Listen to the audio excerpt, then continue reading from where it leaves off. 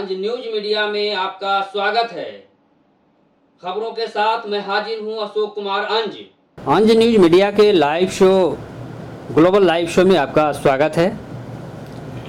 और आज हम लोग चर्चा करेंगे पितृपक्ष मेला में पिंडदान का विधान है। एक ये भी विधान है कि यहाँ 12 मास पिंडदान होता है और राजकीय मेला भी उस दौर में होता है जब मेला का वक्त होता है। तो ये दोनों में कितना अंतर है, जो विशेष मेला होता है पितृपक्ष और जो 12 मास पिंडदान होता है। जैसे धर्मशास्त्र में हमारे शास्त्रों के अनुसार हर कार्य के लिए, हर कर्मकांड के लिए, धार्मिक आयोजन के लिए, आध्यात्मिक कर्मकांड करने की विधि के लिए, पूजा पाठ के लिए, पिंडदान के लिए कुछ विशेष समयों का शास्त्रों में उल्लेख है। जैसे मीन, मेघ और कन्या की संक्रांति में वर्ष में 3 बार पिंडदान के लिए विशेष महत्व बताया गया है, जिसका शास्त्रानुसार अनुसरण करते हुए लोग यहाँ पिंडदानी एकत्रित होते हैं। लेकिन पितृपक्ष जो है यह पूरे भारत में सर्वमान्य है। यह पितरों का पर्व है जो 15-16 दिनों के अंतर्गत पूर्णिमा के अमावस्या के बीच में घर में भी लोग अपने पितरों को स्मरण करके उनसे आशीर्वाद प्राप्त करते हैं। और चूँकि गया जी पितृतीर्थ है, इसलिए यहाँ भारी संख्या में लोग इस स्थान के महत्व को ध्यान रखते हुए पिंडदान के लिए आते रहे हैं। और यह आदि अनादि काल से राम भीम सब काल में यहाँ पर उन लोगों ने भी अपने पूर्वजों का श्राद्ध किया है। यद्यपि गयायां सर्वकालेषु पिंडं प्रद्यात् विचक्षुना, यह भूमि को ही पिंडदान का वरदान है, या आप उसे पिंड ब्रह्म कह लें, कि गया का इतना महत्व हमारे शास्त्रों में है कि कभी भी आने से पितरों को गति, मुक्ति, शांति जो कामना करते हैं और पितरों का आशीर्वाद प्राप्त कर सकते हैं। सर, यहाँ पे अंतः सलीला फल्गु नदी जो मुख्य भूमि पे हैं, देव वहाँ पे सीता माता का जो श्राद्ध किया गया किए थे राजा जी का, तो यहाँ पर क्या खास महत्व है अंतः सलीला फल्गु नदी और सीताकुंड? देखिए, गया जो है वो विष्णु भगवान का स्थान है और यहाँ विष्णु ही मुक्ति देने वाले हैं। तो चाहे अंतः सलीला फल्गु हो या अक्षयवट हो या प्रेतशिला पर्वत है, यहाँ जो कुछ भी तीर्थ जितने अवस्थित हैं, इनमें समस्त तीर्थों का आवाहन भी है और सब विष्णु स्वरूप हैं। एक गंगा जो है शिव की जटा से निकली है, एक विष्णु के पद से निकली है।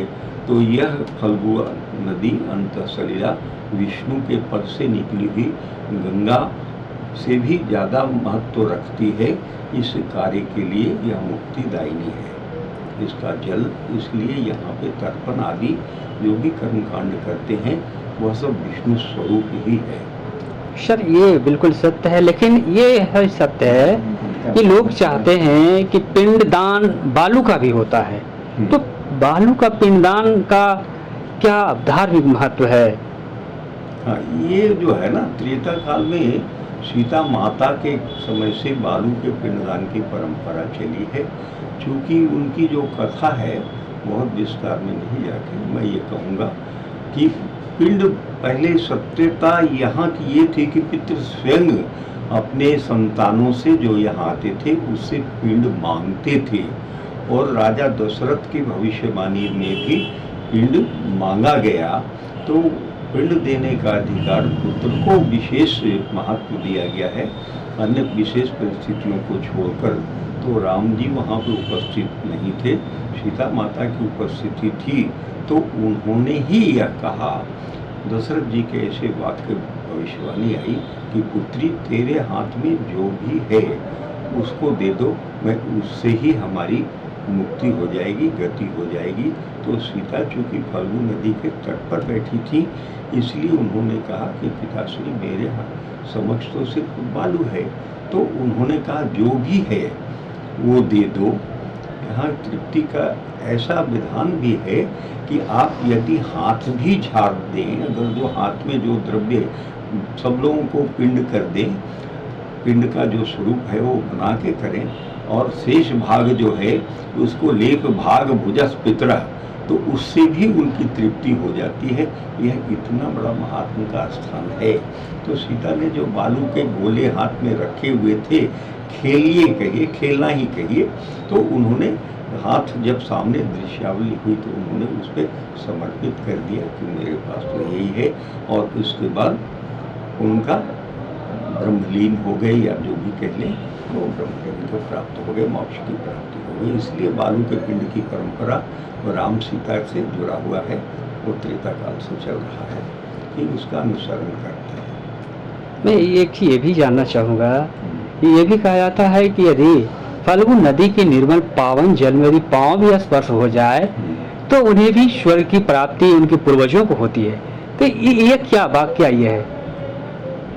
देखिए, गया आगमन से ही पितरों को, यदि आप फल्गु नदी के जल में दक्षिण दिशा में, चूंकि पितरों का वास होता है, आप दक्षिण दिशा में खड़े होकर कि मेरे पास कुछ भी नहीं है, हम तो कर्मों के बंधन में है ना, तो आप यदि गया की भूमि पर पधार के, ये जो भूमि को इतना वरदान मिला हुआ है, सब तीर्थों का आह्वान किया हुआ है, यदि आप ऐसी कामना रखते हो कि मेरे पास कुछ भी नहीं है, तो भी आपके पितृ उसी से तृप्त हो जाएंगे कि तुम इस पितृतीर्थ भूमि पर आया तो, और मुझे स्मरण किया, तो उससे हो जाता है। और जो कर्म करते हैं वो तो साक्षात इस बात की उनको अनुभूति होती है कि मैं जो कुछ भी सामग्रियों के साथ जो विधि विधान करते हैं, तो उनको ये अनुभूति होती है कि मेरे पितृ इसको ग्रहण कर रहे हैं, और ऐसा उनके मन में भाव उत्पन्न हो जाता है कि हमारे पितृ तृप्त हो रहे हैं। और इसी भावना और श्रद्धा का ये स्थान है। यहाँ श्रद्धा होनी चाहिए, चाहे वो व्यक्ति के पास कुछ न हो, खड़ा ही हो जाए, तो उसके पितरों को मोक्ष गति, जो तीर्थ का महात्म्य, प्राप्ति हो जाती है। यानी श्रद्धा से वैकुंठ की प्राप्ति पूर्वजों को हो जाती है। श्रद्धा ते श्राद्धा। श्रद्धा में बहुत सी चीजें हैं। श्रद्धा है तो आपको ज्ञान भी मिल सकता है, श्रद्धा है तो आपको पितरों को मुक्ति भी मिल सकती है। हमारे सनातन धर्म का मूल जो है वो श्रद्धा और भाव, यही दो चीज़ हैं। देवताओं को भाव से प्रसन्न कर सकते हैं, पितरों को श्रद्धा से।